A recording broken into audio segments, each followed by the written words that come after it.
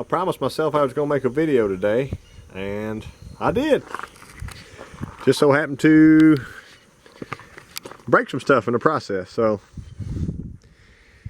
here's that. All right, Mopar people, welcome back to the channel. If you hadn't seen my videos, check them out. Got lots of good stuff going on. Be sure and hit that like and subscribe button if you hadn't already. Today I'm going to work on the old black truck. Shouldn't take very long. I always read all the comments on my videos, or as many as I can. And I had some good ideas last time from some viewers, so I'm gonna try to get that stuff knocked out today. Step one, I'll get this this breather off, and double check and be sure that my butterflies are opening all the way. Like I said, my brother actually said no, he watched that video 10 times and he doesn't think they're opening all the way. So I'll get that checked out here in a minute. I'm gonna get a bung welded into my header pipe for my AFR gauge. That probably won't be on camera just because I'm gonna run out of time today, but my plan is to obviously pick up a little bit of time with some other mods. Somebody noticed, I talked about my dipstick tube to throw a PCV on here, so I'm gonna go ahead and do that before next run. And they had mentioned the water pump and fan, that flex fan. The truck never runs hot because it's got this big thick radiator. I think I ordered a radiator for a 440 big block for a Ram Charger or something with AC, so it's definitely got plenty of radiator. But what I'm gonna actually do today is throw on, I've got an electric fan and an electric water pump drive, and somebody said out there that should pick me up a couple tenths, so I would be tickled if it does. This is the Moroso kit 63750, and there's all what it fits. Sorry, get that off there. For all V8 and 90 degree V6 Chevy, all V8 Ford small block Mopar. Others include on and off switch. So from Summit, it was $126.99, and this was a little bit better rated than the Mr. Gasket kit. Also, you'll see I bought this goofy velocity stack. I don't know how well it'll work. Made in Taiwan. This is the Summit 239036. So I just thought that'd be a quick and easy test after I get to the track, run it without one, and then run it with it. And then maybe that can give you all a little bit of data you can use also. I'm gonna probably pull that filter and big screen out of there just because it is kind of a restriction. You can't see through it at all. Even if I stick that camera in, point it at the direct sunlight, it blocks out everything. So yeah, I'm gonna get rid of that. But they send you a little stud kit with it, so that's nifty. I read online, somebody said if you tighten that down too much, it crushes that, so maybe to run a spacer. But yeah, I'm gonna get this water pump drive thrown on in my electric fan today, get those wired up, and hopefully be ready to race this Sunday. Sundays are Mopar's Invade Centerville. That's what I wore my Centerville shirt from a while back. Street legal championship, whatever. And hopefully we'll get this carb tuned while we're there, and see if my little modifications pick me up anytime. Got some other stuff, other projects to work on. Obviously, if you keep up with the channel, I got a lot going on. There's even an old Chevrolet in the mix. I hate to even mention it, but there it is in all its glory.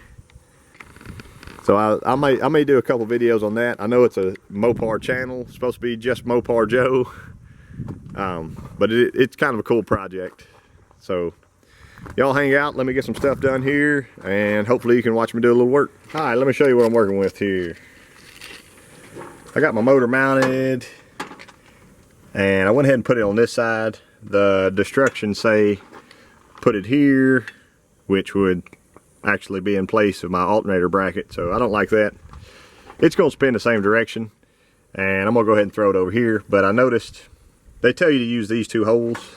I'll show you. That Chrysler is the big slotted hole, and then that very top furthest to the outside hole. Well, I use those two. Right, remember I just mirrored this, flipped it straight over. It won't actually let my belt tighten up enough.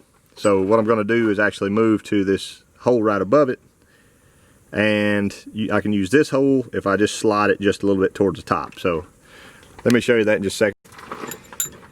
As all you Mopar fanatics know, I got those two bolts wrapped with some thread tape so that they don't leak, because they both go in the water jackets. And I got my top hole notched. I got this one here ready, so I'm going to go with that. Then a spacer.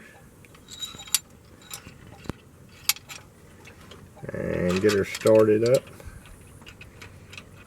I got to tighten up my little gear here.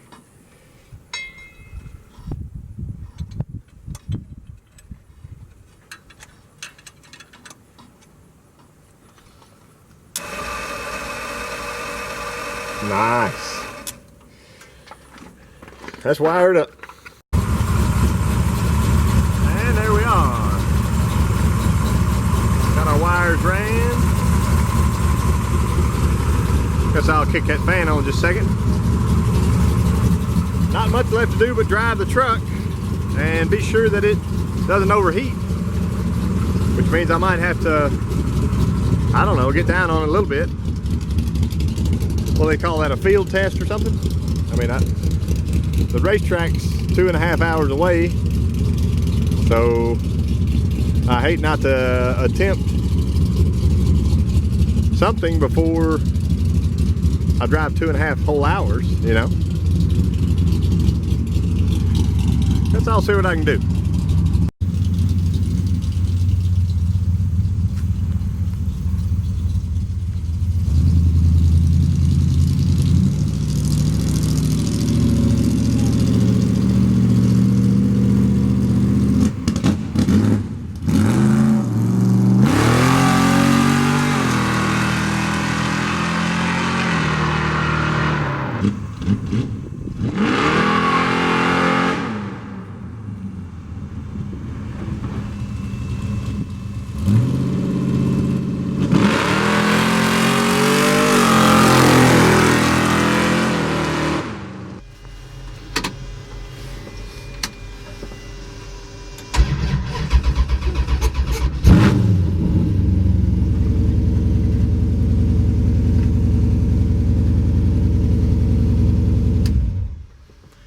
That ain't good.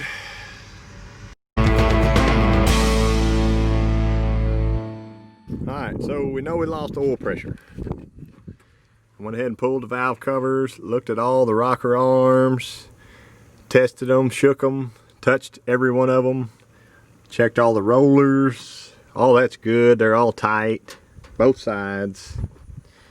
Non-issue, as we know it right now. Since I had lost oil pressure, I went ahead and screwed a new oil filter on that I had filled up and poured the rest of the quart of oil just over the rocker arms. I want to see if step one, was it a bad oil filter? You know, I like to start on the outside and work my way in. So I know it's not really a valve train noise. It's idled up. And maybe that's just because it had lost the oil pressure. I'm not sure, but I'm gonna go ahead and try it. I'll let it run for about 30 seconds. If it doesn't get oil pressure, then we'll move on to the next step.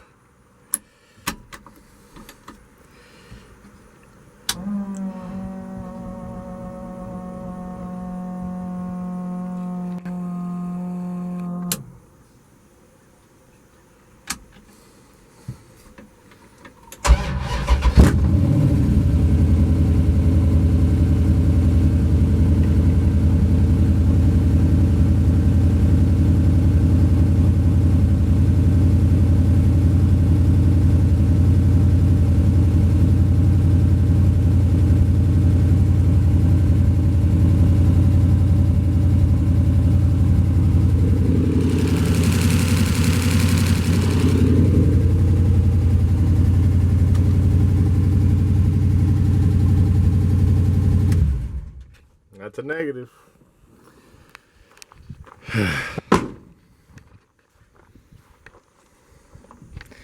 It's not slinging oil up here.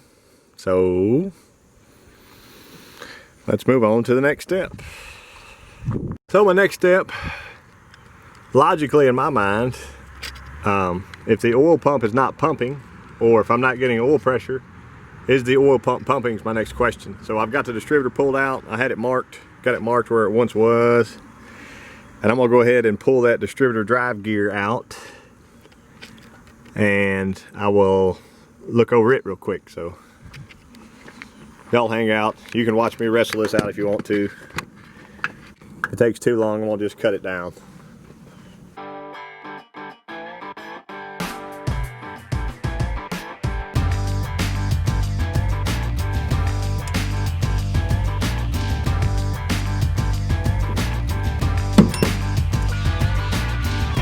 Well,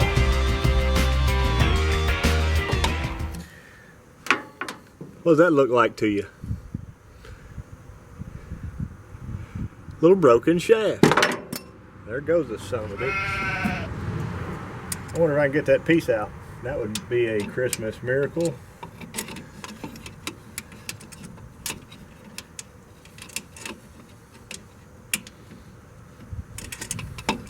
Promised myself I was going to make a video today, and I did. Just so happened to break some stuff in the process. So here's that oil pump shaft, intermediate shaft, if you want to call it. It's about 3/4 inches shorter than it used to be. Got a nice little twist to it. And I've been spent about the last hour and a half with a long magnet, a pick, a very long screwdriver. You can see that. I can't get it out of there. I've been fighting it. I guess my next step can be, pull the pan, pull the pump, and take it out that way, see if the pump's locked up. If I had the pump off, I would probably put a new pump on anyway, but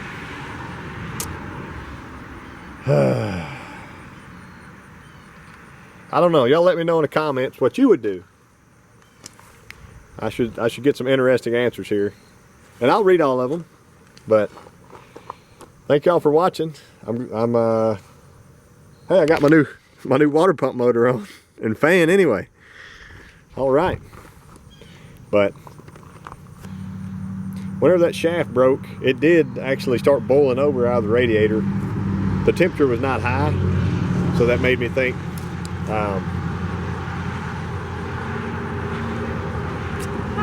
maybe it had blown a head gasket or something. I don't know. But I mean, the times I've started up since then, it doesn't seem to miss at all. You know, it's not blowing white smoke out or anything like that. Luckily, the world of YouTube will let me share my problems with you. So here it is, and I'll have to get it figured out. Thank you all for watching.